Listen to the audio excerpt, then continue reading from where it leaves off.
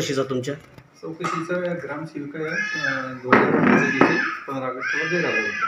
त्या संदर्भात मी निवेदन दिलेलं होतं. निवेदन कुठं दिलं होतं? जिल्हा परिषदला आणि पंचायत समितीला. आज म्हणजे कोण आलं चौकशीला? चौकशीच्या अंतर्गत हे आपले PW सोनवणे आलेले आहेत. त्यांनी चौकशी केलेली, परंतु त्यांनी आपलं सरपंच किंवा उपसरपंच हे बसलेले असताना त्यांनी जे अगोदर सरपंच पद रिक्त होतं त्यांचं, तर त्यांनी त्यांची स्वाक्षरी घेऊन ते हजर असताना ते हजर आहे म्हणून 600 स्वाक्षरी घेऊन टाकली. ते गैरहजर होते अगोदर. ते मला कबूल नाही. चौकशीच्या बाबतीत काय मुद्दा आहे तुमचा? चौकशी ते गैरहजर आहे. कोण? गवई. तुम्ही लेखी तक्रारीत काय दिलेलं आहे? त्या ध्वजारोहणाला गैरहजर होत्या. बाकीचा मुद्दा काय? आणखी आपले तुम्ही सांगितलं त्या तक्रारीमध्ये किंवा तक्रारीमध्ये आता चौकशीमध्ये सांगितलं की बा काही राजकारण करता, या संदर्भात काय? राजकारण करतात नाही. आणखीन काय सांगायचं तुम्हाला याबाबत? आणखीन काय सांगायचं, त्यांची बदली करण्यात यावी. 15 वर्षापासून होतं ताई आपलं चौकशी संदर्भात? गावात राहणारे सुरेश शिवसिंग ढोबाळ यांनी माझा दिनांक 23/21/8/2024ला सरपंच पदाची निवडणूक झाली आणि दिनांक 15/8 रोजीची तक्रार त्यांनी माझी 23/8ला केली. आणि दर 8 दिवसांनी ते माझे एक नवीन मुद्दे शोधतात आणि नवीन तक्रार करतात. विनाकारण पंचायत समितीत जाऊन गोंधळ घालतात. तुम्ही कधी येणार. सदरील तक्रारदाराने त्यांच्याकडे असलेले पुरावे पंचायत समितीला सादर करावे. त्यांनी 1 ते 27 मुद्द्याची जी तक्रार केलेली आहे त्या अनुषंगाने त्यांच्याकडे असलेले पुरावे पंचायत समितीला सादर करावे आणि त्या अनुषंगाने त्यांनी चौकशी करावी. चौकशीमध्ये जे 1 ते 27 मुद्दे आहेत त्या अनुषंगाने माझ्याकडे सर्व रेकॉर्ड उपलब्ध आहे. आणि सदरील व्यक्ती हा गावात हेतुपुरस्कार राजकारण करतो आणि द्वेषाच्या उद्देशानं माझी तक्रार करतो. गावात राजकारण करतो हा एक माझा मुद्दा आहे. गावात राजकारण करतो ह्या अनुषंगानं तुम्ही कोणालाही विचारपूस केली असता माझा जास्तीत जास्त काम लोकांना योजनेचा लाभ होईल हाच माझा प्रयत्न असतो. सदरील व्यक्ती हा हेतुपुरस्कार लोकांचे 8 नंबर मागतो, नाही दिले की तक्रारीच्या धमक्या देतो आणि एक प्रकारे मला ब्लॅकमेल केल्यासारखा प्रकार करत आहे.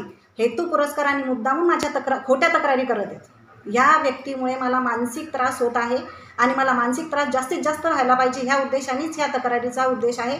बाकी ह्या तक्रारीमध्ये काहीही तथ्य नाही. वाढोणा ग्रामपंचायतमध्ये काय चौकशी केली आणि त्याबद्दल काय माहिती सांगणार तुम्ही? ग्रामपंचायत वाढवण्याच्या तक्रारदार श्री सुरेश ढोबाळ यांच्या तक्रारीवर यांनी मुख्य कार्यकारी अधिकारी यांच्याकडे तक्रार केली, गट विकास अधिकारी यांच्याकडे केली. संदर्भ पत्रानुसार मी आज या चौकशीसाठी हजर झालो. त्यांची एक चौकशी होती बा ग्रामसेवक मॅडम ह्या गावात राजकारण करते आणि 10 ते 15 वर्ष झाली. ही चौकशी करण्यात आली. त्यांना जे आता 10 ते 15 वर्ष झाले ते इथं सांगता येत नाही. माझ्या ऑफिसच्या लेवलला त्यांच्याकडं पंचायत एकचं सेक्शन असतं, त्याच्यात बघून त्यांना किती वर्ष झाले, काय झाले आणि किती वर्ष ठेवतात ते मी बघून मी त्याबाबत निर्णय घेईल. त्यानंतर दुसऱ्या अशी तक्रार होती की ग्रामपंचायतमधील वाढोणा येथील ग्रामसेवक गवई मॅडम ह्या 15 ऑगस्टला मुख्य ध्वजारोहणास गैरहजर होते असे तक्रारदाराचे म्हणणे. दोन्ही तक्रारी चौकशी केली असता तक्रारदाराचे म्हणणे ऐकून घेतले. तक्रारदाराला लेखी जबाब घेतला. तक्रारदाराचे म्हणणे की बाबा या ग्रामसेवक मॅडम ह्या ध्वजारोहणास उपस्थित राहतात तसं त्यांचे लेखी जबाब लिहून घेतला. तसेच ग्रामसेवक मॅडमनं यांना विचारणा केली, त्यांचा लेखी जबाब घेतला. त्याच्या जबाब म्हटलं की मी मुख्य ध्वजारोहणास हजर होते. तसंच सरपंचपदी रिक्त असल्यामुळं उपसरपंच यांच्या हस्ते ध्वजारोहणाचा मुख्य कार्यक्रम झाला. उपसरपंच कांताबाई गुन्हावत यांचासुद्धा लेखी जबाब घेऊन त्यांनीसुद्धा सदरील ग्रामसेवक हे सुनीताताई गुन्हावत या उपसरपंच यांच्या हस्ते मुख्य ध्वजारोहण झाला. त्यांचे आपण त्या ग्रामसेविका मॅडम बाबत ही मुख्य ध्वजारोहणास हजर होते की त्यांचाही लेखी जबाब घेतलेला आहे. राहिल्या की त्यांची एक अशी तक्रार होती की त्यांनी 1 ते 27 मुद्द्याची लेखी दिलेली आहे. त्यांची 27 मुद्द्यात त्यांच्या गावात काही कामं झाले किंवा नाही झाले त्याबाबतीत चौकशी आहे.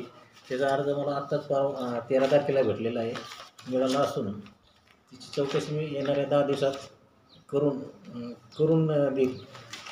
आणि तसं तक्रारदाराला सांगितलं की 10 दिवसात सदरील चौकशी करण्यात येईल. त्याला ते मान्य आहे. ग्रामसेवक मॅडमला त्याच्या सूचना दिल्या रेकॉर्ड अद्याप करण्याच्या. जे आजचे अशा 2 प्रकारचे जे अर्ज होते ते आज निकाली काढण्यात आले.